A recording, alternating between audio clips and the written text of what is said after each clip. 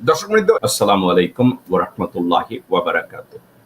অন্য ধর্মাবলম্বী ভাই ও বোনেরা, আপনাদের প্রতিও রইল আমার দেশপ্রেমের শুভেচ্ছা, আন্তরিকতা ও ভালোবাসা। হোপফুলি আপনারা সবাই ভালো আছেন। দর্শকবৃন্দ, আজকের আমি যেই বিষয়টা নিয়ে আমি কথা বলতে চাচ্ছি, আমরা সংস্কার এগুলো নিয়ে, নির্বাচন নিয়ে আমরা বিতর্ক করছি। আমরা সবাই বিতর্ক করছি। ডক্টর মোহাম্মদ ইউনূসকে খারাপ নামে ডাকছি, তাকে বলছি যে এই লোকটা একটা লোভী মানুষ, একটা সুদখোর, যে গ্রামীণ ব্যাংকের থেকেই এমডি হিসাবে রিজাইন করতে চায় না, সে কোনোদিন পদত্যাগ করে নাই এবং সে সবসময় অ্যাটেনশনে থাকতে চায়। এ ধরনের বিভিন্ন নামে আমরা তাকে আখ্যায়িত করি এবং এমন কোন নাম নাই আরো অ্যাড করি। আমরা অনেক সময় বুঝে তাকে গালি দেই, না বুঝেও তাকে গালি দেই। এখন সমস্যা হচ্ছে একটা, যারা ওনার আচার আচরণকে লেখাপড়া জানার ভিতর থেকে দূরদৃষ্টি দিয়ে আমরা বিচার করি, তারা ওনার আচরণকে একভাবে ব্যাখ্যা করি। কিন্তু জনপ্রিয়তার মাপকাঠিতে আপনারা যদি প্রথমেই ওনার কথাবার্তাগুলোকে দেখেন, দেন আমরা সেখানে নিজেরা বিতর্কে জড়ায়া যাই। বিষয়গুলো কিন্তু ওখানে। ফর এক্সাম্পল, উনি ক্ষমতা নিয়েছেন, উনি 2 দিন আগের ভাষণে কয়েকটা কথা বলেছেন। উনি বলেছেন 3টা ম্যান্ডেটের উপরে উনি এই মুহূর্তে কাজ করছেন। 3টা ম্যান্ডেটের ভিত্তিতে উনি যদি কাজগুলো কমপ্লিট করতে পারে তখন উনি নির্বাচনে যাবে এবং উনি নিজের থেকে বলেছেন, কোনো চাপের মুখে না, কারো বন্দুকের নলের ধাক্কায় বা ধমকে না। উনি নিজের থেকে বলেছেন যে 2026 সালের এপ্রিল মাসের প্রথমার্ধের যে কোনো দিনে নির্বাচন হবে। দর্শকবৃন্দ, ওনার কথাকে যারা গ্রহণ করেছে, যারা সহিষ্ণু, যারা দূরদৃষ্টি সম্পন্ন, যাদের ভিতরে প্রজ্ঞা আছে, তারা ওনার এই রেসপন্সটাকে একভাবে নিয়েছে এবং যাদের ভিতরে ডিফারেন্ট থিওরি কাজ করে, অন্য কোনো মানসিকতা কাজ করে, দেশপ্রেমের বাইরে অসৎ উদ্দেশ্য আছে বা ডিফারেন্ট উদ্দেশ্য আছে, তারা এটাকে বলছে বিএনপি সন্তুষ্ট না ওনার এই নির্বাচনের তারিখ ঘোষণায়। এখন প্রত্যেকটা মানুষের ডিফারেন্ট এজেন্ডা থাকে, প্রত্যেকটা গ্রুপের ডিফারেন্ট এজেন্ডা থাকে, দলের ডিফারেন্ট এজেন্ডা থাকে। আজকে আমরা যদি ঠান্ডা মাথায় একটা কথা বলি যে বাংলাদেশে, দর্শকবৃন্দ আজকের আমার কথাগুলো যদি একটু মনোযোগ দিয়ে শোনেন, বাংলাদেশে কমিউনিস্ট পার্টি আছে, তাদের একটা থিওলজি আছে, পলিটিক্যাল থিওলজি কমিউনিস্ট পার্টি, অর্থাৎ বামপন্থী রাজনীতিবিদদের একটা থিওলজি আছে। এখন এই থিওলজিটা তারা ইম্পোর্ট করেছে ইদার সোভিয়েত ইউনিয়ন থেকে, অর তারা ইম্পোর্ট করেছে চায়না থেকে, অর তারা ইম্পোর্ট করেছে উত্তর কোরিয়া থেকে, অর তারা ইম্পোর্ট করেছে অন্য কোনো দেশ থেকে, ভিয়েতনাম থেকে, কম্বোডিয়া থেকে, অন্য কোনো জায়গা থেকে তারা ইম্পোর্ট করেছে। এখন এই ইম্পোর্টের অর্থটা কি? একটা কমিউনিজমের থিওরিকে তারা বাংলাদেশে এনেছে, তারা চিন্তা করেছে ওই সমাজ ব্যবস্থার আদলে আমরা যদি বাংলাদেশে একটা সমাজ ব্যবস্থা, সরকার এবং রাজনৈতিক ব্যবস্থাপনা তৈরি করি, তাইলে আমাদের দেশের একটা উন্নতি হবে। যারা কমিউনিস্ট পার্টি করে তাদের থিওরিতে কিন্তু এটা আসে না যে আমরা যেহেতু চায়নার থিওরি এখানে নিয়ে আসছি, ইম্পোর্ট করছি, এই জন্য বাংলাদেশকে চায়না বানাতে হবে বা বাংলাদেশকে চায়নার অন্তর্ভুক্ত করতে হবে। সাবজেক্টটা কিন্তু এটা না। কথাটাকে আবার বলি, বামপন্থী রাজনৈতিক থিওরি বাংলাদেশে আনার অর্থ এটা না যে বাংলাদেশকে বামপন্থী অন্য একটা দেশের অংশ বানাতে হবে, অথবা বাংলাদেশের অস্তিত্ব অথবা পরিচয়কে সমূলে বিনষ্ট করে চায়নার পরিচয়, সোভিয়েত ইউনিয়নের পরিচয়, ভিয়েতনামের পরিচয়, উত্তর কোরিয়ার পরিচয় আমাদেরকে পরিচিত হতে হবে। অর্থ এটা না। এটা গেল কমিউনিস্টদের কথা। এবার আসি ইসলামিস্টদের কথা। ইসলামিক রাজনীতিতে যারা বিশ্বাস করে তারা কোরআনের আইনের কথা বলে, মদিনা সনদের কথা বলে, তারা ইসলামের গুণাবলীকে তুলে ধরে বলে যে বাংলাদেশে আমরা ইসলামী শাসন ব্যবস্থা কায়েম করব। ইসলামী শাসন ব্যবস্থা কায়েমের অর্থ এটা না যে বাংলাদেশকে সৌদি আরবের পার্ট বানাবে, অথবা বাংলাদেশকে আবুধাবি, দুবাই, ওমান, কাতার, কুয়েত, ইরাক এদের কোনো পার্ট বানাবে। ইসলামিস্টদের অর্থ এটা না। তারা বলছে বাংলাদেশে ইসলামী পন্থায়, মদিনা সনদের পন্থায় বাংলাদেশে একটা রাষ্ট্র ব্যবস্থা, একটা সমাজ ব্যবস্থা তারা চালু করবে। এখন আজকে এই কথাগুলো কেন বলছি? কথাগুলো বলার পিছনে একটা কারণ, দর্শক বিন্দু একটু চিন্তা করে দেখেন। বাংলাদেশের স্বাধীনতা পেয়েছে 1971 সালের 16 ডিসেম্বর। 1971 সালের 16 ডিসেম্বরের পরে একটা সংবিধান তৈরি করা হয়েছে, যেটাকে আমরা কখনো রাজনৈতিক দল এবং রাজনৈতিক ব্যক্তিত্ব এবং তল্পি বাহকরা কখনো বাংলাদেশের সংবিধানকে কোরআনের সাথে তুলনা করে, কখনো বাইবেলের সাথে তুলনা করে, কখনো এটাকে গসপলের সাথে তুলনা করে, কখনো হাদিসের সাথে তুলনা করে। কিন্তু সত্যিকার অর্থে দর্শকবৃন্দ এবং ভাই বোনেরা, আপনারা নিজেরা কতবার এই সংবিধানকে লেখাপড়া করেছেন প্রথম থেকে শেষ পর্যন্ত? কতজন মানুষ, কতজন বাংলাদেশি নাগরিক সংবিধানকে নিয়ে লেখাপড়া করেছে? আপনারা সবাই রাজনৈতিক বক্তৃতা দেন, আপনারা সবাই রাজনৈতিক মনোভাবাপন্ন, যে কোনো চায়ের আড্ডায় বসলে চায়ের কাপ খতম করে ফেলান, আপনারা সংবিধান নিয়ে কথা বলেন অথবা রাষ্ট্রতত্ত্ব নিয়ে কথা বলেন। কিন্তু আপনারা কি কেউ একবারও বলেছেন গত 54 বছরে যে বাংলাদেশের সংবিধানটা এমন ভাবে তৈরি করা হয়েছে যেন একটা রাজতান্ত্রিক সরকার ক্ষমতায় এসে এই রাজতন্ত্রকে বাংলাদেশে টিকিয়ে রাখতে হবে? আপনারা এটা কি কেউ খেয়াল করে দেখেছেন? বাংলাদেশের সংবিধানটাকে এমন ভাবে লেখা হয়েছে, মনে হয়েছে বাংলাদেশে একটা রাজতান্ত্রিক ক্ষমতা স্থাপন করা হয়েছে, দেয়ারফর এই সংবিধানটা ওই রাজতন্ত্রকে প্রোটেক্ট করবে। এটা কি আপনারা কেউ, আপনারা যারা পড়েছেন, আমাকে আপনারা মন্তব্য করে বলতে পারেন, আপনারা কি কেউ চিন্তা করে দেখেছেন যে বাংলাদেশের পুরা সংবিধানটাই এমন ভাবে লেখা যে একটা রাজতন্ত্রের রাজা ক্ষমতায় আসছে, তো এই রাজতন্ত্রকে যে কোনো মূল্যে প্রোটেক্ট করতে হবে? আপনারা কি মুজিব শেখ তাকে কি রাজা হিসাবে গ্রহণ করেছিলেন? বাংলাদেশের 7.5 কোটি মানুষ তখন মুজিব শেখকে কি রাজা হিসাবে গ্রহণ করেছে? বলেছে এই মুজিব শেখ মরার আগের দিন পর্যন্ত বাংলাদেশের রাজা থাকবে, তার ইচ্ছা অনিচ্ছা হবে দেশের আইন? দর্শকবৃন্দ, রাজতন্ত্রের সংজ্ঞা বুঝেন তো। রাজার ইচ্ছা এবং অনিচ্ছা হচ্ছে দেশের আইন, ওখানে কোনো সংবিধান চলে না। রাজার ইচ্ছা এবং অনিচ্ছা। বাংলাদেশে কি 1971 সালের 16 ডিসেম্বর পরে মুজিব শেখের ইচ্ছা অনিচ্ছার উপরে কি রাষ্ট্র তৈরি হয়েছে? আপনাদেরকে মনে এই কথাটা কেন বলছি? আজকের আমি মুজিব শেখ মুক্তিযুদ্ধের পক্ষে বা বিপক্ষে, মুক্তিযোদ্ধা অথবা অমুক্তিযোদ্ধা এই বিতর্কে যাচ্ছি না। আমি সিম্পল একটা প্রশ্ন আমরা আমাদের সবাইকে করতে হবে, আমরা কি মুজিব শেখের ইচ্ছা অনিচ্ছার উপরে বাংলাদেশ প্রতিষ্ঠা হয়েছে, আমরা এটা মনে করি কিনা? যারা মনে করেন না যে বাংলাদেশ রাষ্ট্র মুজিব শেখের ইচ্ছা অনিচ্ছায় হয় নাই, এটা যদি মনে করেন, তাইলে প্রত্যেকটা মানুষের উচিত বর্তমান সংবিধানকে গার্বেজ ক্যানে ছুঁড়ে ফেলে দেয়া। কথাটা আপনারা মনে রেখেন। বেগম খালেদা জিয়াকে এই সংলাপটা বোঝানো হয়েছে, দেখানো হয়েছে যে বাংলাদেশের এক্সিস্টিং সংবিধান মুজিব শেখকে রাজা হিসাবে দেখিয়ে তার ইচ্ছা অনিচ্ছাকে মূল্যায়ন করে ওই সংবিধানটা তৈরি করা হয়েছে, যার জন্য বেগম খালেদা জিয়া এক সময় বলেছিলেন এই সংবিধানটাকে ছুঁড়ে ফেলে দিয়ে নতুন সংবিধান ইনঅ্যাক্ট করতে হবে। উনি বলেছিলেন একটা কারণে, কারণ বাংলাদেশের বর্তমান সংবিধান বাংলাদেশের গণতন্ত্রকে ধারণ করে না, বাংলাদেশের 20 কোটি মানুষের ইচ্ছা অনিচ্ছার কোনো গুরুত্ব দেয় না, বাংলাদেশের অস্তিত্বকে তারা ধারণ করে এটা বলে না যেটা স্বাধীন সার্বভৌম একটা দেশ, এই দেশ তার পলিসি মেক করতে পারে তার উন্নয়নের জন্য, এই দেশ সার্বিকভাবে তাদের সার্বভৌমত্ব রক্ষার্থে চোখে চোখ রেখে পৃথিবীর যে কোনো দেশের সাথে যুদ্ধ করতে পারে নিজেদের আত্মরক্ষার্থে, নিজেদের সম্পদ রক্ষার্থে।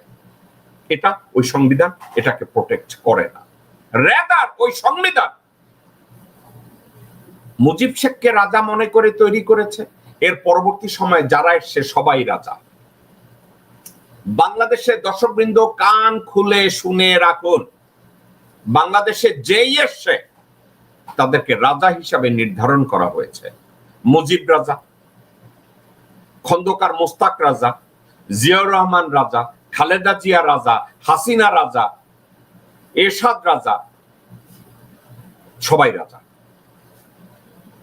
এখন এর পরে দর্শকবৃন্দ লেখাপড়া জেনে অথবা না জেনে, দেশের স্বার্থের কথা বিবেচনা করে বা না করে, বিদেশি স্বার্থের উস্কানিতে বা লেখাপড়া না জানা অবস্থায় আপনারা বারবার একটা কথা বলেছেন। আপনারা বলেছেন, দেশের বিভিন্ন লোকজন বলেছে দেশের সংবিধানকে রক্ষা করতে হবে। কোন সংবিধান? দর্শকবৃন্দ, আপনাদেরকে আমি একটা কথা বলি, আমার এই হাতকে আমি খুব ভালোবাসি, কিন্তু এই আমার হাতের মধ্যে একটা ক্যান্সার হয়েছে। আল্লাহ না করুন আমার হাতের মধ্যে যদি একটা ক্যান্সার হয়, আমি আমার হাতকে যত ভালোবাসি, আমার বেঁচে থাকার জন্য এই হাতটা কি আমার সাথে আর রাখা উচিত নাকি অ্যাম্পিউট করা উচিত, কেটে ফেলা উচিত? দর্শকবৃন্দ, যারা সংবিধানের দোহাই দিচ্ছেন গত 53-54 বছর ধরে, সংবিধানটা আপনারা পড়েন নাই।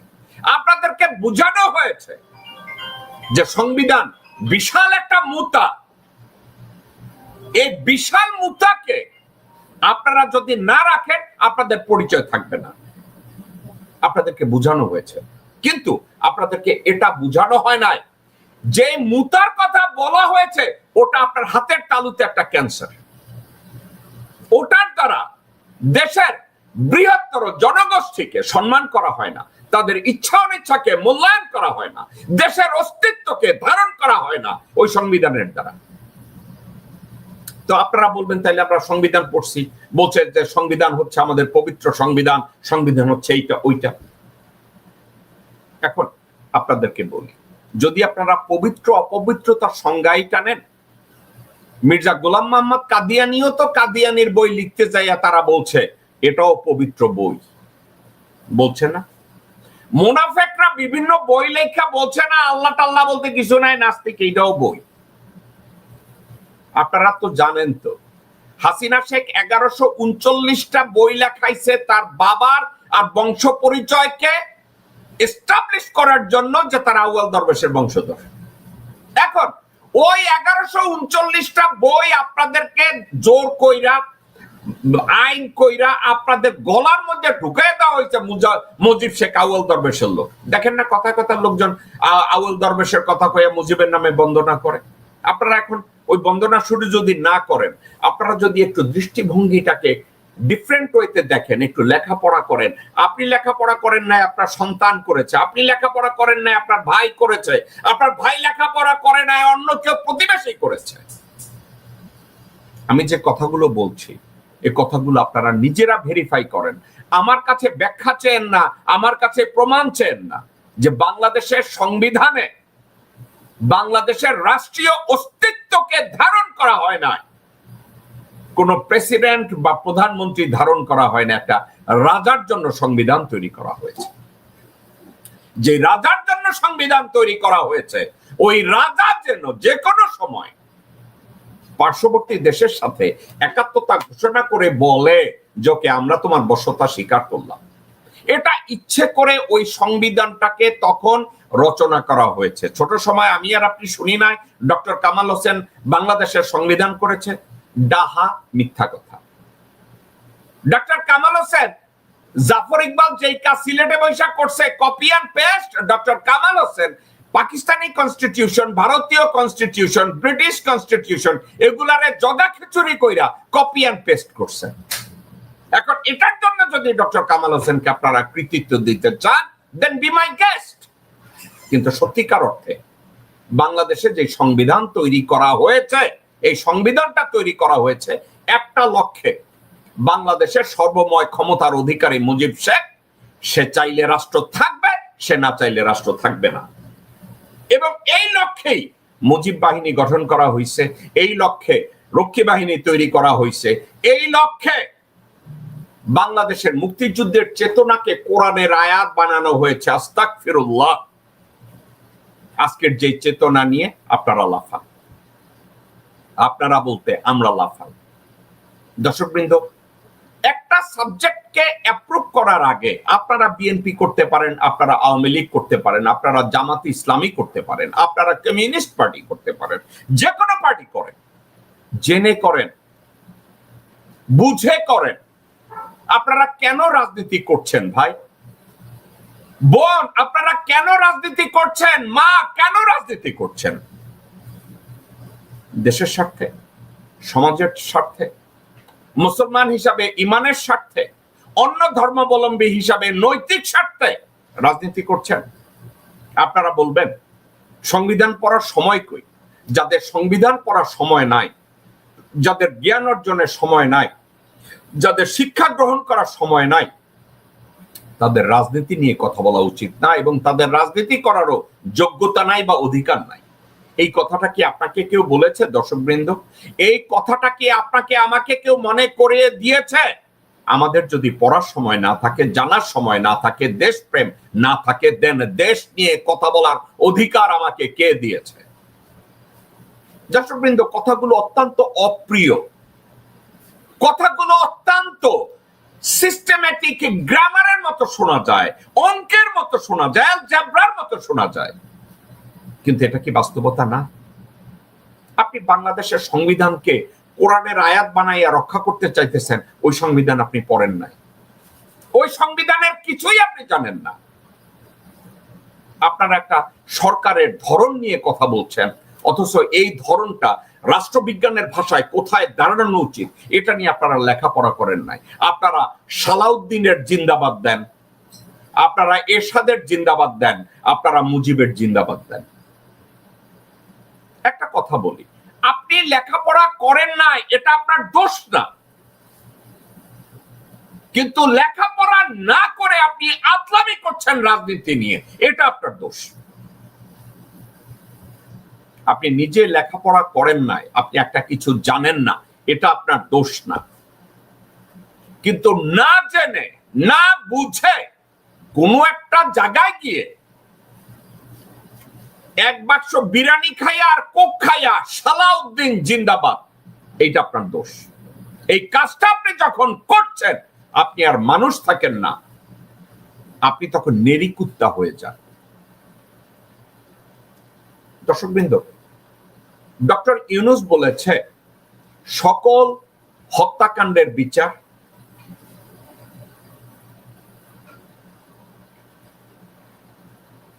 করতে হবে, কারণ সকল হত্যাকাণ্ডের, আমি দর্শকবৃন্দ আমি ওনার কথাটাকে এক্স্যাক্টলি কোট করতে চাই, আমি মিসকোট করতে চাই না। আমি এক্স্যাক্ট যদি কোট করি, ডক্টর ইউনূস সাহেব মূলত কি বলেছে নির্বাচন নিয়ে, আমি ওই কথাটাই আপনাদের সামনে উপস্থাপন করতে চাচ্ছি।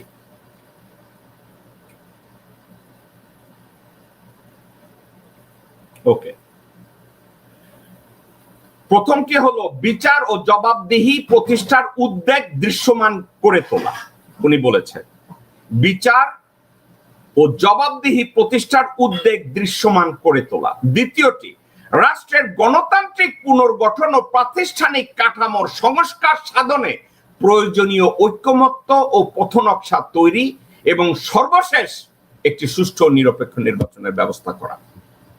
আলটিমেটলি শক্ত কিছু শব্দের দ্বারা আপনাদেরকে বিমোহিত করা হয় নাই, উনি চেষ্টা করেছে যত সহজ বা প্রাঞ্জল করে আপনাদের সামনে উপস্থাপন করা যায়।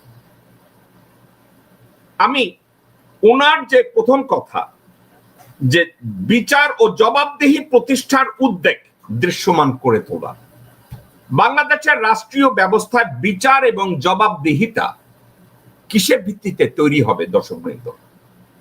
সংবিধানের ভিত্তিতে তৈরি হবে। কিন্তু বাংলাদেশের যে সংবিধান দর্শকবৃন্দ, রিড মাই লিপ, ওই সংবিধানে যেভাবে তৈরি করা হয়েছে, রাষ্ট্রের প্রধান নির্বাহী কারো কাছে জবাব দেবে না। মুজিব শেখ কারো কাছে জবাব দিছে, হাসিনা শেখ কারো কাছে জবাব দিছে। এরশাদ কারোর কাছে জবাব দিছে?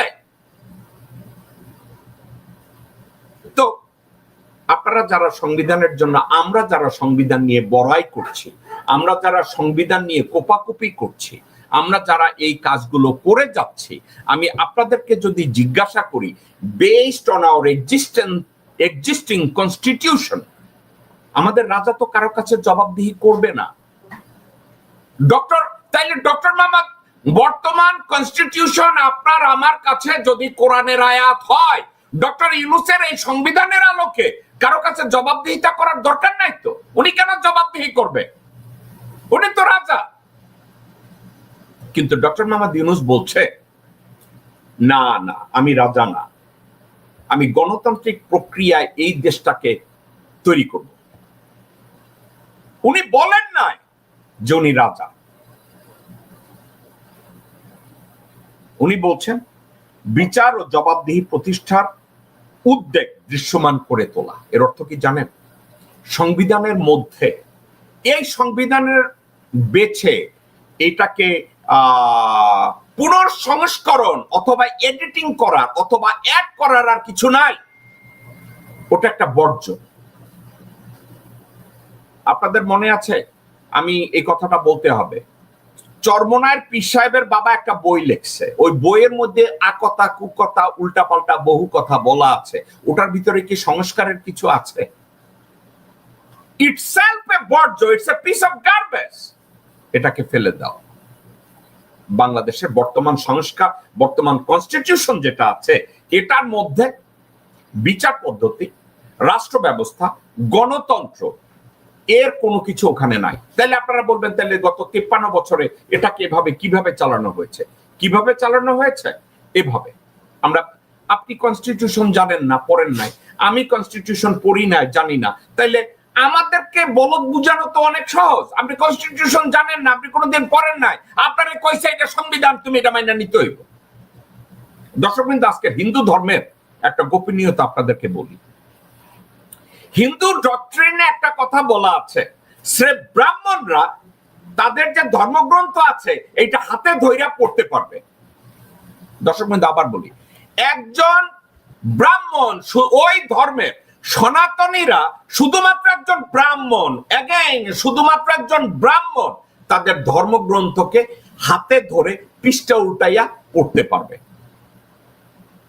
হাবট ক্ষত্রিয়, নম, শূদ্র, ক্ষত্রিয় যারা, আমি জানি না ব্রাহ্মণ পরের ক্ষত্রিয় কিনা, এরা হাত দিয়া ওই বইটাকে ধরতেই পারবে না, কিন্তু কেউ যদি খুইলা দেয় তাহলে পড়তে পারবে। আর নম, শূদ্র, অচ্ছুত যারা, তাদের বই ধরারও অনুমতি নাই, খোলারও অনুমতি নাই, পড়ারও অনুমতি নাই। তাহলে আমি আর আপনি কে হইলাম? নম, শূদ্র, নিম্ন বর্ণের হিন্দুর চাইতেও খারাপ আমরা। কারণ আমরা সংবিধান পড়ি নাই। কেন পড়ি নাই? ওটা তো ইংরেজিতে। আমরা কেউ খোঁজারও চেষ্টা করি না যে এটা বাংলায় লেখা আছে কিনা। হ্যাঁ ভাই, আছে। আমরা সংবিধানটাকে পড়ি নাই। সংবিধান পড়ার সময় কই? কিন্তু ধানের শেষে ভোট দাও, নৌকা মার্কায় ভোট দাও, এইটা সময় আছে, কিন্তু সংবিধানটা পড়ার সময় নাই। আমাদের রাষ্ট্রযন্ত্রকে অ্যাক্টিভ করার জন্য, সম্মান করার জন্য, দেশের অস্তিত্ব রক্ষার জন্য, দর্শকবৃন্দ, আমাদের সংবিধানটাকে পড়তে হবে, আমাদেরকে জানতে হবে। আপনারা এমন ভাবে ধরে নিয়েছেন যে আমরা ছোটবেলায় আমাদের হুজুররা আমাদের কোরআন শরীফ আর সেবারা পড়াইছে, অর্থ জানার দরকার কি? আমাদের দেশে এখন আদাত, বিদাত, কুদাত, এসব কথাবার্তা, ওই যে গিয়াসউদ্দিন আল তাহেরি না কোন হারামজাদা আহম্মকরা যে ওয়াজ নসিহত করে, কেন জানেন? আপনারাও লেখাপড়া জানেন না, ওরাও লেখাপড়া জানে না। ওরা হচ্ছে চালাক। ওরা আপনার মাথায় বড়ই রেখা, লবণ রেখা বড়ই খায়, আর আমরা খাইতে দেই, আর আমরা ওদেরকে দান খয়রাত করি। এই তাহেরের মতো হারামজাদারা কোন জায়গায় কফি কিনা খাওয়ার ওদের সামর্থ্য আছে, কিন্তু ওরা কফি কিনা খায়। ওর বাপ করতো তাবিজ ব্যবসা, আর ও করে এখন এই কফি ব্যবসা। এখন এই কথাটা বললাম, আমার কথা বলার উদ্দেশ্য তাহেরই না, আমাদের অজ্ঞতা, আমাদের শিক্ষা জ্ঞানহীনতা, আমাদের মূর্খতার জন্য তাহেরি পয়দা হয়। আমাদের মূর্খতার জন্য বাংলাদেশে মাইজ ভান্ডার তৈরি হয়, আমাদের মূর্খতার জন্য পীর ফকির পয়দা হয়, মাজার তৈরি হয়, আমাদের মূর্খতার জন্য বদি তৈরি হয়, আমাদের মূর্খতার জন্য সাউয়া তৈরি হয়। দর্শকবৃন্দ, সাউয়া শব্দটা গালি না, সাউয়া শব্দটা হচ্ছে সালাউদ্দিন আহমেদ, বিএনপির বর্তমান নেতা। আমরা এটাকে অ্যালাউ করছি। আমাদের এই অজ্ঞতার জন্য, অশিক্ষার জন্য, অদূরদর্শিতার জন্য গোর্খদক আব্বাসের জন্ম হয়। আমাদের এই অজ্ঞতার জন্য ফজার তৈরি হয়। আমাদের এই অজ্ঞতার জন্য চরমোনাই তৈরি হয়, নজিবুল বাসার মাইক ভান্ডার তৈরি হয়। কই যাবে? তো আমরা বসে বসে চিন্তা করলাম যে ডক্টর মোহাম্মদ ইউনূস নির্বাচন দেয় না কেন। আমি বলছিলাম, এক গ্রুপ বলছে যাক আমরা সন্তুষ্ট, উনি কিছু বলেছে নির্বাচন নিয়ে, একটা দিক নির্দেশনা দিয়েছে। আর এক গ্রুপ বলছে ওনার বক্তব্যের ভিতরে তাদের মনোপুত হয় নাই। কারণ কি, মির্জা পাক, গোর্খদক আব্বাস, সাউয়া তাদেরকে প্রণয় ভার্মা কইছে, ও তোমরা ঠইগা গেছো, আমরা ভারতীয়রা যা চাইছি উনি ওইটা তো কয় না। দর্শকবৃন্দ, বিএনপি আসলে নির্বাচন চায় না। আপনাদেরকে আমি লিখিততেই, দর্শকবৃন্দ, আজকের যদি ডক্টর ইউনূস বলে যে আমি রিজাইন করব এবং আসিফ নজরুলকে সরকার প্রধান বানাবো, বিএনপি সাথে সাথে রাজি হয়ে বলবে তাদেরকে 5 বছর ক্ষমতায় রাখতে আমাদের কোনো অসুবিধা নেই। দর্শকবৃন্দ, আমি যে কথা বলছি, রিড মাই লিপ। আজকে ডক্টর মোহাম্মদ ইউনূস যদি বলেন আমি এবং খলিল দেশ থেকে চলে যাচ্ছি বা ক্ষমতা থেকে চলে যাচ্ছি, রেহমান সুবহান অথবা আসিফ নজরুল অথবা কলাগাছ সরকার প্রধান হবে, আপনি সাথে সাথে দেখবেন বিএনপি, আওয়ামী লীগ, ওয়াকার সবাই সন্তুষ্ট হয়ে বলবে যে এই অন্তর্বর্তীকালীন সরকার আরো 5 বছর থাকবে। তাহলে সমস্যা কোন জায়গায়? অন্তর্বর্তীকালীন সরকার নাকি ডক্টর মোহাম্মদ ইউনূস এবং ডক্টর খলিল? একটু একা একা চিন্তা করে দেখেন তো আসল সমস্যা কোন জায়গায়। আসল সমস্যা এই জায়গায়। দর্শকবৃন্দ, এটা নিয়ে আপনাদেরকে কেউ বলবে না। অনলাইনে লোকজন কথাবার্তা বলে, বিক্ষিপ্ত কথাবার্তা, তারাও হয়তো দেশপ্রেমী, কিন্তু তারা এই একটা জায়গায় আসে না।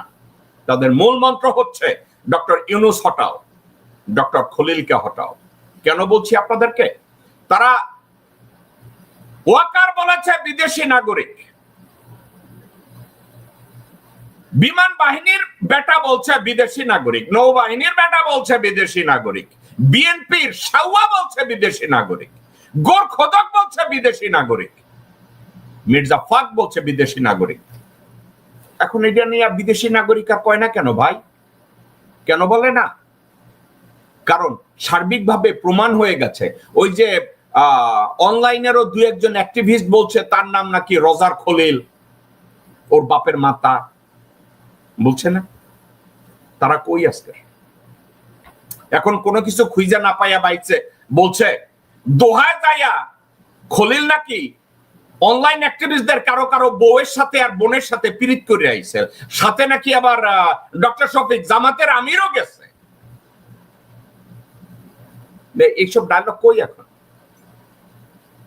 ডায়লগ টায়লগ নাই, খালি সার্বভৌমত্ব দিয়া দেয়, করিডোর দিয়া দিছে, পোর্ট দিয়া দিছে। তো গতকালকে মির্জাফর ফাঁকা, সে আবার ইউনূসের কাছে বউরে ঘন্টা কামটি পড়ায় লয়ে গেছে কেন? ডরে তো আজ করতেও যায় না। এই যে 3 ভারতীয় গুণ, 30 শয়তান, 30 শুলের জায়গায় 30 শয়তান, এদের যাওয়ার কথা ছিল হজ করতে, যায় না কেন? যায় না কেন? 3টা কারণ। 3টা কারণ। র এই বাকেরে কইছে আর ওই দুই বাহিনীর প্রধানরে কইছে যে তোরা গেলে খলিল তিনোডারে রিপ্লেস করাইয়া দিব, তোরা যাইস না একত্রে, তোদের অবস্থা খারাপ হয়ে যাবে, তোরা দেশেই ঢুকতে পারবি না। দর্শকবৃন্দ, এটার কোনো প্রমাণ আমার কাছে নাই, এটার আমার ন্যারেটিভ, এটা আমি সার্বিকভাবে স্টাডি করার পরে এটা দেখছি। তারা ডক্টর ইউনুস এবং ডক্টর খলিল তারা একা একা চিন্তা করে, এরা দুইজনেই অত্যন্ত ডিসিসিভ মানুষ।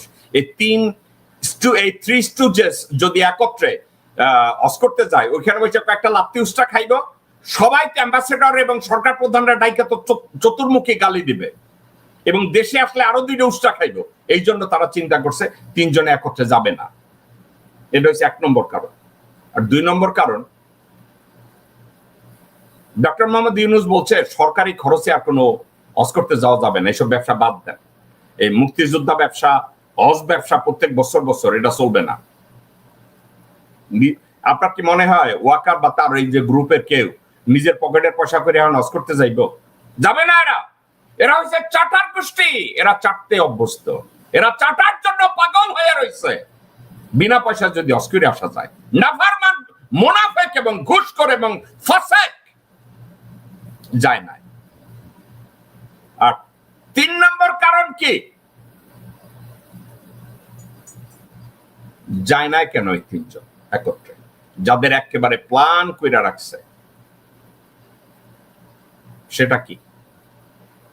সেটা হলো এই যে তাদের আব্বাজানেরা সার্বিকভাবে বাংলাদেশকে স্টাডি করে দেখেছে, ডক্টর খলিলের স্টেপকে বিচার করে দেখেছে, সব দিকে বিচার করে দেখেছে যে আলটিমেটলি ওয়াকারের ভাষণ এবং ওয়াকারের ওই নাসিমের মতো, জেনারেল নাসিমের মতো একটা রিভোল্টের চেষ্টা যেটা করেছে, সার্বিকভাবে সেটা ফেল করেছে। সরকারি কর্মকর্তা কর্মচারীদেরকে দিয়ে সচিবালয়ে যে আন্দোলন করাতে চেয়েছে সেটা সার্বিকভাবে ব্যর্থ হয়েছে। এবং বিএনপিকে দিয়ে যে নির্বাচনের গলাবাজি শুরু করেছিল সেটা সমূলে নষ্ট হয়েছে। এর মধ্যে তারা যদি চলে যায় এবং তাদেরকে যদি রিপ্লেস করা হয়, they will have no choice but to stay outside. তারা যায় না, তারা দেশে আছে এবং নিজের নির্লজ্জ মুখটাকে সমাজে আবার পুনঃপ্রকাশের জন্য ডক্টর মোহাম্মদ ইউনুসের কাছে এসে এইরকম করে ছবিও তুলেছে, সাথে আবার বউরেও নিয়ে আসছে। মাশাআল্লাহ, এটা দর্শকবৃন্দ, এটা ট্রেডিশন, সরকার প্রধানের সাথে কলন করে। আর একটা কথা চিন্তা করে আমি প্রথমে আবার কথায় চলে যাই, সংবিধান। আসলে ডক্টর মোহাম্মদ ইউনুস যে 3টার কথা বলেছে, আমি এটার সাথে একটু আপনাদেরকে অ্যাড করি। এই সংবিধান যেটা ওটারে কি বলে, জুলাই সনদ তৈরি করা হচ্ছে। আলটিমেটলি আমি ডক্টর মোহাম্মদ ইউনুস জুলাই প্রক্লেমেশনের মধ্যে তারা একটা জিনিসকে আনতে চাচ্ছে, সেটা কি জানেন? বর্তমান যে এক্সিস্টিং সংবিধান এটা রাখা যাবে না, বর্তমান যে দেশের গভর্নমেন্টের ফর্ম এটা রাখা যাবে না, বর্তমানে যে governing system to run a country এটা রাখা যাবে না। কারণ এগুলোকে যদি রাখা হয় তাইলে গত 53 বছর 54 বছরে বাংলাদেশের সরকার পরিচালনার নামে যে ভণ্ডামি হয়েছে এটার কন্টিনিউশন হবে। দর্শকবৃন্দ, আপনারা যদি আমাকে জিজ্ঞাসা করেন যে ভাই আপনি কনস্টিটিউশন পড়েছেন, দর্শকবৃন্দ আমি একটা কাজ করেছি, শুধু পড়ি নাই, আমি আমেরিকার লোকজনদেরকে দিয়ে কনস্টিটিউশন পড়াইছি এবং তাদের ওপিনিয়ন নিছি। ওপিনিয়ন নেয়ার পরে সবাই কি বলছে জানেন? It's not a constitution. In a modern state, they must not have this type of or this form of constitution. আজকের যে সাংবাদিকরা, আমি আপনাদেরকে বলি, মাসুদ কামাল বলেন আর মতি বলেন আর মতি চৌধুরী বলেন, এদেরকে বসাইছেন না এখানে? এদেরকে যদি ইন্টারপ্রেট করতে দেন বাংলাদেশের কনস্টিটিউশনকে, আমি আপনাদেরকে বাজি ধরলাম $1 মিলিয়ন। এই 3 গাবর হুবরি হইয়া মুখে গোবর নিয়া, ভারতের গরুর মুখে নিয়া তারা দেশ থেকে ভাগবে। কারণ একটা জিনিসকে ইন্টারপ্রেট করতে গেলে যে মননশীলতা দরকার। আপনাদেরকে আমি একটা কথা বলি, আপনারা সবাই বলবেন জেকব মিল্টন আবার মাদ্রাসায় পড়ছে কিনা। আপনাদেরকে আমি একটা কথা বলি, এই কথাগুলোর ভ্যালু এই জন্য এই, আমাদের ইসলামে একটা জিনিস আছে, রিলিজিয়াস ডিক্রি কে দিতে পারে। ডিক্রি মানে ফতোয়া যেটাকে বলে, কে দিতে পারে, একটা ফতোয়া কে দিতে পারে। তাত্ত্বিকভাবে তার কোরআনকে বুঝতে হবে, হাদিসকে বুঝতে হবে, এবং অ্যারাবিক ভাষায় তাদের হোল্ড থাকতে হবে, দখল থাকতে হবে। অ্যারাবিক গ্রামার, কোরআনিক অ্যারাবিক, এগুলো সম্পর্কে তার জানতে হবে। এক। দুই, ইসলামের চর্চায় তাকে পুরোপুরি কনসেন্ট্রেট করতে হবে, এবং তার অভিজ্ঞতা অর্জনে স্পিরিচুয়াল পাওয়ারের ক্ষেত্রে 2-3 জন 4 জন টিচারের গাইডেন্স থাকতে হবে। যখন এই 3-4টা যোগ্যতাকে একত্র করা হয়, তখন ওই ব্যক্তি একটা ফতোয়া দিতে পারে। কারণ সে ধর্মকে জানে, সে ধর্মকে ফলো করে, এবং এই ফলো করার পিছনে, তার এই ফতোয়া দেওয়ার পিছনে আরো 3-4 জনের অনুমতি বা সাপোর্ট আছে। এখন আমি কথাটাকে কেন টানলাম, বাংলাদেশে আপনারা যারা রাজনৈতিক বড় ভাই মনে করেন, প্রথম কথা তারা সংবিধান সম্পর্কে জানে না, কারণ তারা পড়ে নাই। তারা দেশপ্রেম কি এটা তারা বুঝে না, কারণ তারা দেশপ্রেমকে মনে করেছে ইদার আওয়ামী লীগের প্রেম নতুবা বিএনপির প্রেম। তারা সংবিধানের ইন্টারপ্রিটেশন জানে না, কারণ তারা ল নিয়ে লেখাপড়া করে নাই, এন্ড গভর্নিং পলিসি নিয়ে, রাষ্ট্রের ফাউন্ডেশন নিয়ে তাদের কোনো আইডিয়া নাই। তারা শুধু ধানের শীষ আর নৌকা বুঝে। আপনারা যখন এই লোকগুলোর কাছ থেকে সংবিধানের ইন্টারপ্রিটেশন চান অথবা ব্যাখ্যা চান, তারা যেটা আপনাকে দেয়, আমি 99.9% শিওর তারা আপনাকে ভুল ব্যাখ্যা দিচ্ছে। এখন আপনি বলবেন জেকব ভাই, সঠিক ব্যাখ্যা নিয়ে রাজনীতি কয়জন করে? আমাদের সমস্যাটাই তো এখানে, যারা রাজনীতি করে তারা সংস্কার ও কনস্টিটিউশনকেও জানে না, তারা বিচার ব্যবস্থাকেও জানে না, তারা সরকার পদ্ধতিও জানে না, সরকারের ফর্মও জানে না। আর আমরা তাদেরকে বিশাল বড় ভাই বানাই, এমপি বানাই, মন্ত্রী বানাই, তাদেরকে ক্যাবিনেট মিনিস্টার বানাই, এই বানাই। অনেকে আমাকে বলছেন জেকব ভাই, আপনি ওয়াকারকে কেন পছন্দ করেন না, আপনি অমুক সেক্রেটারি কেন পছন্দ করেন না? আপনারা যদি গোড়ায় আসেন, তার সঠিক উত্তর, general Waker physically, mentally, educationally, background wise army chief হওয়ার যোগ্য না। নৌবাহিনীর প্রধান যে তারও একই অবস্থা, বিমান বাহিনীর প্রধান যে তারও একই অবস্থা। তাদের medical fitness, psychiatric evaluation, annual confidential report, এবং তাদের ক্যারিয়ারের পারফরমেন্স এবং সিনিয়রিটি, এসব দিকে যদি তাকান, they are not qualified to become the chief of army, navy or air force. Then how they become the chief of army, navy and air force? How? তারা ভারতের প্রতি আনুগত্যতা দেখিয়েছে। তারা ভারতের প্রতি আনুগত্যতা দেখিয়ে বাংলাদেশের 20 কোটি মানুষকে ভুল পথে ডিরেকশন দিয়ে দেশটাকে ভুল পথে এগিয়ে নিয়ে যাচ্ছে। অর্থটা কেমন আপনাকে আলোচনার প্রথমে বলেছি ভাইজান, কমিউনিস্ট পার্টি করার অর্থ এইটা না যে বাংলাদেশকে চীন বানানো। ইসলামিস্ট পার্টি বাংলাদেশকে বানানোর অর্থ এইটা না যে বাংলাদেশকে সৌদির লগে মিলাইয়া দেওয়া। কিন্তু ভারতের তল্পি বাহক যারা, তাদের ন্যারেটিভ হচ্ছে বাংলাদেশের অস্তিত্বটাকে বাদ দিয়ে বাংলাদেশের ভারত বানায় দাও। তফাৎটা কি আপনারা বুঝতে পারছেন? তারা বলে যে বাংলাদেশের অস্তিত্বটার দরকার নাই, বাংলাদেশের অস্তিত্বটা বাদ দিয়া আপনারা জয় হিন্দ এবং সারে জাহাজে আচ্ছা এইটাকে পুনর্বাসন করেন, তাইলে আমরা সফল হয়ে যাব, তাইলেই চেতনা হবে, মুক্তিযুদ্ধের চেতনা হবে। একা একা চিন্তা করে দেখেন, পৃথিবীর কোন দেশে পৃথিবীর কোন দেশে স্বাধীনতা নিয়ে চেতনা নিয়ে এত কথা বলা হয় নাই। আপনাদেরকে আমি একটা কথা বলি, আমার এখানে দুইজন অ্যাটর্নি এসে আমার সাথে কাজ করবে। এদের দুইজনের ভিতরে একজন তার জন্ম হয়েছে কসোভোতে, কসোভো মানে ইউগোস্লাভিয়া থেকে। দর্শকবৃন্দ, মির্জা ফাক আর শাউয়া এরা যখন এই কথা বলে আমার হাসি লাগে। কারণ কি জানেন, আমেরিকা একটা ডায়লগ আছে যে ইংরেজিতে বলে, it looks like shit, its colour like shit, it smell like shit, it is shit. অর্থাৎ কি জানেন, তারা বলে এটা গুয়ের মতো দেখা যায়, গুয়ের মতো গন্ধ আসে, গুয়ের মতো জায়গায় পইরা রয়েছে, এটা গু। মির্জা ফাক আর শাউয়া এরা হচ্ছে গু, এরা হচ্ছে গু। এদের গাছ থেকে গন্ধ আসে, এরা দেখতে গুয়ের মতো, এরাদের গু যেখানে থাকে ওইখানেই পইরা রয়েছে, সুতরাং এটা গু, এরা দ্বিতীয় কোনো সংজ্ঞা নাই। এবং নির্লজ্জার মতো গুরা বলে আমরা গু না, আমরা হচ্ছে সেমাই। তো এই সেমাই কে কেউ খাবে? কারণ এই সেমাইয়ের ধারে কাছে গেলে গুয়ের গন্ধ আসে।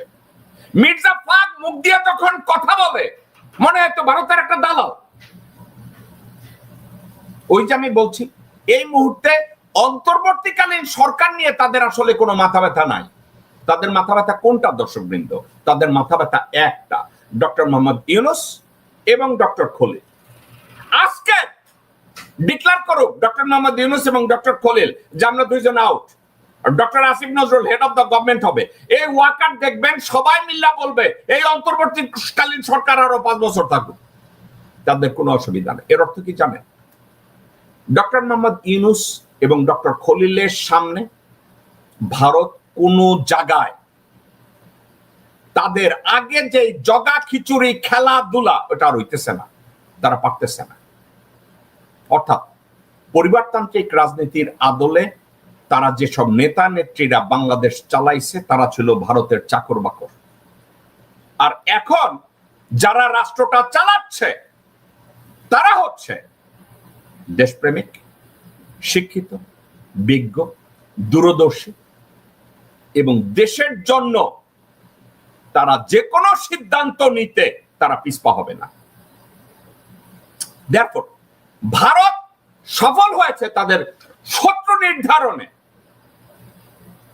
যে বাংলাদেশে তাদের শত্রু মূলত কে, বাংলাদেশের শত্রু তাইলে কে দাঁড়াইলো দর্শকবৃন্দ? ডক্টর ইউনূস এবং ডক্টর খলিল না দর্শকবৃন্দ। বাংলাদেশে ভারতের শত্রু কে? বাংলাদেশে ভারতের প্রধান শত্রু হলো ওই ব্যক্তি যিনি শিক্ষিত, সচেতন, দূরদৃষ্টি সম্পন্ন এবং দেশপ্রেমিক। তারাই ভারতের শত্রু। হয় তারা অশিক্ষিত নতুবা কুশিক্ষিত, তাদের দেশপ্রেম নাই, তাদের মায়ের প্রতি তাদের কোনো দরদ নাই, দেশের প্রতি তাদের কোনো দরদ নাই, দেশের 20 কোটি মানুষের উপরে তাদের কোনো দরদ নাই। এরা ভারতের বন্ধু। কিন্তু এদের মার্কা আছে নৌকা মার্কা, এদের মার্কা আছে ধানের শীষ, এদের মার্কা আছে লাঙ্গল। এরা ভারতের জনপ্রিয়। দর্শকবৃন্দ, আপনাদেরকে আমি বুঝিয়ে বলি, কোন মুহূর্তে ভারতের মিডিয়া তারা বলবে ভারত বাংলাদেশের একমাত্র ভরসা জেনারেল ওয়াকার, যেখানে ডক্টর মোহাম্মদ ইউনূসের মতো লোক বসে আছে।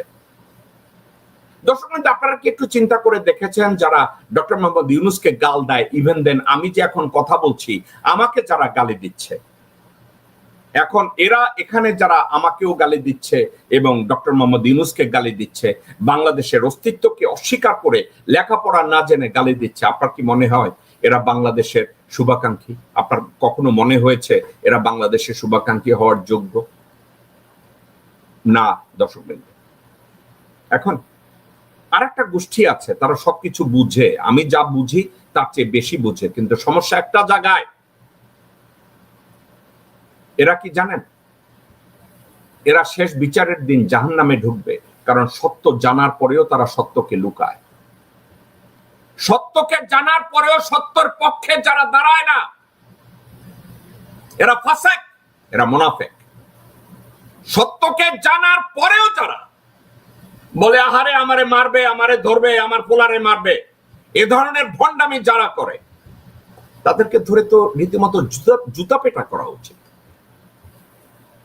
দর্শক বিন্দু, অনেকে বলে জেকব ভাই আপনি রাজনীতি করেন না, কিন্তু এগুলো নিয়ে কথা বলছেন কেন? আমার বিবেকের জন্য, আমার ইমানের জন্য, আমার দেশপ্রেমের জন্য আমি কথা বলছি। দর্শক বৃন্দ, আমি জেকব মিল্টন খুব খারাপ, কিন্তু আমার খারাপের কোন দায়ভার আমার রাষ্ট্রের উপরে যায় না। আমার খারাপের দায়ভার বাংলাদেশের 18 থেকে 20 কোটি মানুষের উপরে যায় না। রাদার আমার অবস্থান বাংলাদেশের কাজে এসেছে, আমার কর্মকাণ্ড আমার দেশবাসীর কাজে এসেছে। এই মুহূর্তে ডক্টর কামাল হোসেনের কাছে সংবিধান পরিবর্তন হবে কি হবে না এটা নিয়ে যারা প্রশ্ন করতে চায় তাদেরকে আমি বলবো যে আপনারা উন্মাসিক, আপনারা সিনিক, আপনাদের আক্কল জ্ঞান বুদ্ধিমত্তা লোপ পেয়েছে। দেখো, আমি ঠান্ডা মাথায় বলবো, সংবিধানের পরিবর্তনটা যদি কমপ্লিটলি হয় এবং জুলাই প্রক্লামেশনটা যদি আমাদের সরকারের ধরন এটাকে রিস্ট্রাকচার করা হয়, দেন এটার সাথে যোগ হয়ে যাবে তখন গভর্নমেন্ট, মানে গভর্নেন্সের সিস্টেম কি হবে, সরকার পরিচালনার সিস্টেমটা কি হবে, এটা নিয়ে আলাপ আলোচনা করা। প্রত্যেকটা জায়গায় পলিসি ডিসকাশনের দরকার আছে, আলাপ আলোচনার দরকার আছে। বিএনপির সাউয়া বলে যে তারা নির্বাচিত সরকার হয়ে সংস্কার করবে, মির্জা ফাকো বলে তারা নির্বাচিত হয়ে করবে, কিন্তু তারা একটা কথার জবাব দিতে কমপ্লিটলি ব্যর্থ হয়। বিএনপি তো একবার সরকার গঠন করে নাই, আওয়ামী লীগ তো একবার সরকার গঠন করে নাই। দর্শকবৃন্দ, পরিস্থিতিটাকে একা একা চিন্তা করেন। যারা বিএনপির হয়ে জিন্দাবাদ দেন, বিএনপির সাউয়ার পক্ষে নির্বাচন দেন, যে বিএনপির সাউয়ারে আমি গালি দিছি এই জন্য আপনাদের গালি দিতে হবে, কিন্তু আপনারা কেউ একবারও চিন্তা করে দেখেছেন যে আপনাদেরকে, ধরেন আপনি বিএনপির নেতা, আপনাকে যদি জিজ্ঞাসা করা হয় গত 3 টার্ম তোমরা সরকার পরিচালনা করেছো, 3 টার্মে সরকার রিফর্মের জায়গায় কোন একটা লেজিসলেশন তোমরা তৈরি করেছো যে বাংলাদেশের দেশ হিসাবে উপকৃত হয়েছে এবং দেশের 20 কোটি মানুষ উপকৃত হয়েছে? একটা। তারা বিভিন্ন অর্জনের কথা বলে। আমেরিকান নিউ ইয়র্কে একটা পিশাচ আছে, একটা শুয়োরের ছাও আছে। ওর মা বাবা শুয়োর ছিল, ওর বাবা শুয়োর ছিল, ওর মাও শুয়োর, এবং এই ওর বাবা কোন এক সময় বাইরে ঘুরতে গেছে, তখন এক হনুমান এসে ওর মায়ের লগে শুইয়া ওরে জন্ম দিছে। তার নাম নাকি আবার তাজুল, তার নামের পরে আবার যোগ করছে ইমাম। আস্তাগফিরুল্লাহ। ওর নাম পরিবর্তন করা উচিত, ওর নাম দেওয়া উচিত যোগেন্দ্র, কারণ ওরে হনুমান পয়দা করছে শুয়োরের পেট থেকে। সে পুঁতি পড়ে না, আগেকার দিনে লাখে লাখে সৈন্য মরে কাতারে কাতার, গনিয়া দেখা গেল 40,000। অর্থ কি জানেন? পুরা পুঁতিটাই মিথ্যা। লাখে লাখে সৈন্য মরছে কিন্তু গণ্যা দেখছে 40,000। তাহলে লেখক যেটা, এটা একটা গান্ডু। তাজুল, আমি জানি না লোকটাকে, আমি শুনছি যে ঘাতক দালাল নির্মূল কমিটি আর ওই লোকজনের ছবি টবি এঁকে দিত, একটা বলদের বাচ্চা বলদ। আমি কোনোদিন তাজুল যদি আমার এই কথাটা শুনে ওর মতো আবার নিজের কয় সে নাকি টিচার আছিল, প্রফেসর আছিল, গান্ডু আছিল, গে আছিল, লেসবিয়ান আছিল, কি আছিল আল্লাহ মাহবুব জানে। ও পয়সা পয়সা পুঁতি পড়ে। কি পরে পুঁতিতে? দর্শক কিন্তু জানেন, হাসিনা পদ্মা সেতু বানাইছে, মেট্রো রেল বানাইছে, বিমানবন্দর বানাইছে, চৌমোহনীতে রাস্তা বানাইছে, অমুক জায়গায় খুঁড়ি কুপছে, অমুক জায়গায় বান্দর বানাইছে, ওইখানে বান্দর নাচাইছে, ওইখানে মাছের চাষ করছে, ওইখানে পথের চাষ করছে, ওইখানে গু খাইছে, ওইখানে মুদ খাইছে, ওইখানে ছাগল খাইছে, ওইখানে মুরগি খাইছে, ওইখানে চুরি করছে, ওইখানে ডাকাতি করছে, ওইখানে হারামজাদে মিম্পনা করছে, ওইখানে মসজিদে আগুন দিচ্ছে, ওইখানে মন্দিরে ধুইকা তসবি টিপছে। ওই তাজুল কইছে। কিন্তু এই কুত্তার বাচ্চারে কেউ কয় না শুয়োরের বাচ্চা তুই থাম, শুয়োরের বাচ্চা তুই থাম। তুই 1 টাকার কামে 1 মিলিয়ন চুরি করছিস। কোন ডেভেলপমেন্টের কথা কইতেছিস? হারামজাদা তাজ্জা, হারামজাদা খটি, হারামজাদা শুয়োর, হারামজাদা বদমাইশ, হারামজাদা গান্ডু, হারামজাদা লেসবিয়ান, হারামজাদা গে, হারামজাদা সমকামী, হারামজাদা ভারতীয় কুত্তা। আর ওর নাম রাখছে আবার তাজু, থাকে আবার নিউ ইয়র্কে। শালার পুতুরে আমি রাস্তাঘাটেও কোথাও দেখি না, দেখলো কইতাম তোর মুখটা একটু হা কর, আমার একটা কুত্তা আনি তার একটু মুততে কই তোর মুখের মধ্যে। আমার কুত্তা যদি ওর মুখে মুইতা দেয় তাহলে ওর যদি একটু বিদ্যা ঢোকে। ওর তো আসলে কোনো বিদ্যা নাই, ওর বিদ্যা তো হচ্ছে পাচাটা। আমার কুত্তা যদি ওর মুখের মধ্যে তাজুর মুখে মুইতা দেয় তাহলে যদি ওর একটু জ্ঞান টেয়া নয়। আপনি জানেন এই কোন তাজু? আপনার মনে আছে ওই মোদি যখন আমেরিকায় আইছে তখন মোদিজি মোদিজি ওই স্লোগানের কথা মনে আছে? আমেরিকার আর এক গান্ডু আছে সিদ্দিক, সে ওখানে বসে বসে মোদিজি মোদিজি, এই মোদিজির পিছনে দাঁড়াই আছিল দাড়ি লইয়া এই শুয়োরের বাচ্চা তাজু। বুঝতে পারছেন তো? এখন এইসব লোকজনরা আমেরিকায় আছে, আর বিএনপি শাউয়ার মতো লোকজনরা, গোরখোদকের মতো লোকজনরা বাংলাদেশে আছে। এখন ডক্টর মোহাম্মদ ইউনূসের লক্ষ্য কি তাইলে? ওনার লক্ষ্য একটা, নির্বাচনের পূর্বে রাষ্ট্রের ভিত্তি, সরকারের ধরন এবং সরকার পরিচালনার পদ্ধতির আমূল পরিবর্তন। আমূল পরিবর্তন না, আমি বলবো নতুন করে একটা স্ট্রাকচার আমাদের 20 কোটি মানুষের স্বার্থে, বাংলাদেশের অস্তিত্বের স্বার্থে উনি আমাদেরকে উপহার দিতে চাচ্ছেন, যেটা গত 54 বছরে তৈরি হয় নাই। এবার যদি সংবিধান আসে, এবার যদি সরকার পদ্ধতি আসে, সরকারের ধরন আসে, পরিচালনার পদ্ধতি আসে, এটা হবে ইউনিভার্সাল। দর্শক বৃন্দ, ইউনিভার্সাল মিনস এটাকে সবাই অ্যাপ্রুভ করবে, সভ্য পৃথিবীতে সবাই বলবে that's the structure of a modern state. এখন ডক্টর ইউনূস বুঝে শুনে দেখে বিচার বুদ্ধি আলাপ আলোচনার মাধ্যমে এটা করতে চাচ্ছে, আর দেশে বসে নডি ফারহানা, বেশ্যা মাসুদ কামাল, বিএনপির শাউয়া, বিএনপির মির্জা ফাক আর গোরখোদক আব্বাসেরা বাকবাকুম বাঁচায় আর চিল্লা চিল্লি করে, ডক্টর মোহাম্মদ ইউনূসের 14 গোষ্ঠী উদ্ধার করে। আমি নির্বাচনের পক্ষে। ঈদ উপলক্ষে আমার বাসায় একজন সম্মানী গেস্ট আছে, তাকে আমি জিজ্ঞাসা করলাম দেশ সম্পর্কে আপনার এই মুহূর্তের ধারণা কি। বলছে ভাই আপনি মানেন আর না মানেন, আপনি চিল্লাবেন, একমত হবেন না, কিন্তু দেশে নির্বাচন দরকার। আমি কইলাম ডাক খাই, বাংলাদেশে একটা নির্বাচন দরকার। আমি আস্তে করে কইলাম তো নির্বাচনের পরে বাংলাদেশের অবস্থা তো আবার যেমন ছিল হয়ে যাবে। যে দেশের ফাউন্ডেশন এখন পর্যন্ত ঠিক করা হয় না, সরকারের ধরন ঠিক করা হয় না, পরিচালনার পদ্ধতি বলতে কিছু নাই, তো তাইলে নির্বাচন দিলে কাজ হইবে কি? তারা তো এগুলো করবে না। 53 বছরে যারা ফেল করছে আপনি কি তাদেরকে এই দায়িত্ব দিবেন? নতুন যারা শিক্ষিত, যারা দূরদৃষ্টি, যারা দেশপ্রেম যাদের আছে তাদেরকে দায়িত্ব দিবেন। আমি ভাগ্যবান যে আমাকে যে ব্যক্তি বলেছে সে আর আমার সাথে আর তর্কটা কন্টিনিউ করে নাই। এই জন্য না যে আমি জোরে কথা বলি, মনে হয়েছে তার যতটা এমটি হেডেড মনে হয়েছে অতটা এমটি হেডেড না। দর্শকবৃন্দ, আপনাদের প্রতি আমি একই কথা বলবো, ডক্টর ইউনূস বা ডক্টর খলিলের বিরোধিতা করা অতি সহজ। আপনারা যদি মেনে নেন সোনার বাংলা স্বাধীন করছে গান্ধী রায়, এই মিথ মাথায় ঢুকাইয়া যদি আপনারা বাংলাদেশ রচনা করতে চান, ওই বাংলাদেশ রচনায় কোনোদিন বাংলাদেশ এগোবে না। আপনাদেরকে একটা ন্যারেটিভ তৈরি করতে হবে, ঠিক যেভাবে আমাদের মহান রাসূল তার পূর্বপুরুষদের বলেছে যে তোমরা কাবা ঘরকে যেভাবে সাজিয়েছো মূর্তি দিয়ে, এই মূর্তি দিয়ে আল্লাহর উপাসনা হবে না। এই মূর্তিগুলো এখানে এক্সিস্ট রেখে একেশ্বরবাদ প্রচার করা যাবে না। মনে আছে? এটা আমার কথা না।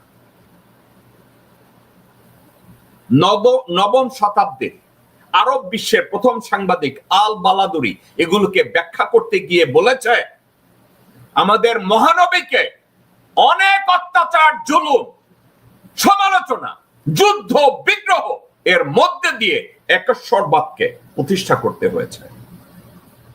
এখন কোথায় আমাদের নবী আর কোথাকার কোন ডক্টর মোহাম্মদ ইউনূস? এই মডার্ন যুগে আমাদের নবী তার শেষ ভাষণে বলে গেছে, শেষ জমানার একজন খাঁটি মুসলমান পূর্ববর্তী একজন পয়গম্বরের চেয়ে মূল্যবান হবেন। আমাদের নবী বলেছেন ডক্টর মোহাম্মদ ইউনূস একটা দেশকে সঠিক রাস্তায় আনার জন্য যেই কাজগুলো করা দরকার উনি এই কাজগুলোই করতে চাচ্ছেন। দর্শকবৃন্দ,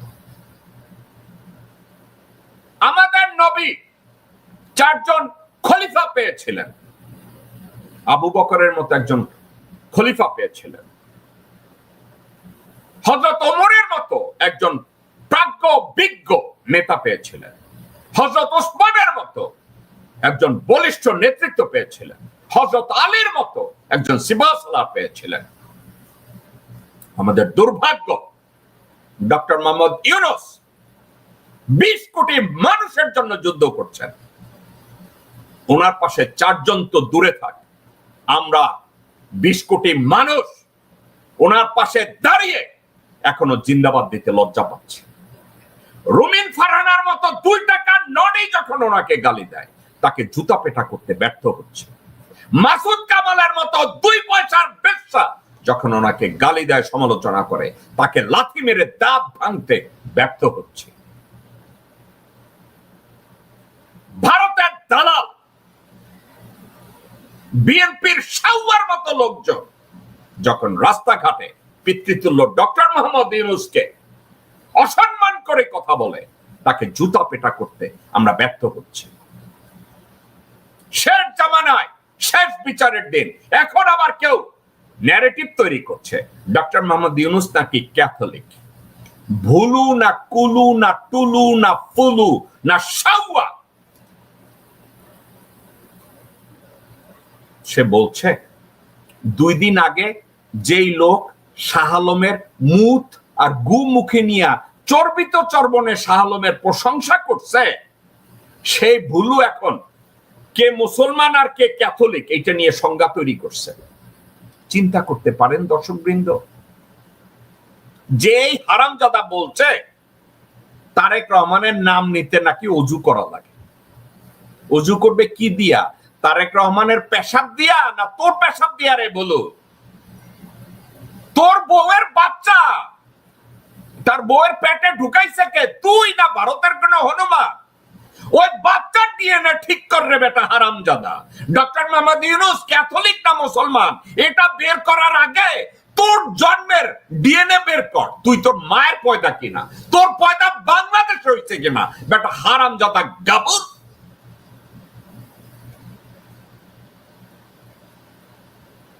অনেকে বলে জেকব মিল্টন আপনি অন্ধভক্ত। না ভাই, আমি অন্ধভক্ত না। আমি বাংলাদেশের কনস্টিটিউশন অবজার্ভ করেছি, লেখাপড়া করেছি, মতামত নিয়েছি, দেশের শাসন ব্যবস্থা নিয়ে কথা বলেছি।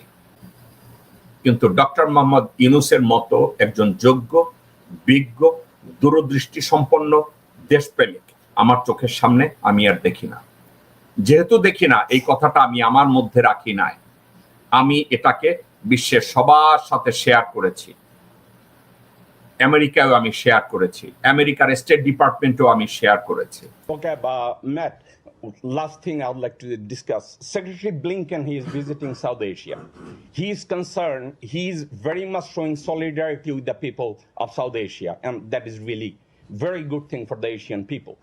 Now, to protect America's national interest in Bangladesh, people views if there is a caretaker government under the leadership of Dr. Mohammed Yunus with the strong ties with US government and European Union, Bangladeshi people may have their right back to cast their vote, and they would like to see the peaceful society in the country. I know America is aware and concerned, but awareness and concern did not stop. Thousands of people are getting killed, thousands are getting disappearing from their house. Is there anything else that people can expect from America? So we will continue to make our concerns clear, and we will continue to speak with our partners in the international community about concerns that we have. But when it comes to, it's not so much the premises of your question, but as somewhat a point that you raised, as opposed to alternative leadership in Bangladesh, that ultimately is a question for the Bangladeshi people, not the United States of America. দর্শকবৃন্দ, আমি আমার সাপোর্টকে আমি কখনো লুকাই না, আমি আমার অনুভূতিকে আমি কখনো লুকিয়ে রাখি না। আমার সাপোর্টকে বিশ্বের দরবারে আমি সামনে তুলে ধরেছি। That's what I think. এই ছিল আমাদের শো। আসসালামু আলাইকুম ওয়া রাহমাতুল্লাহি ওয়া বারাকাতুহু।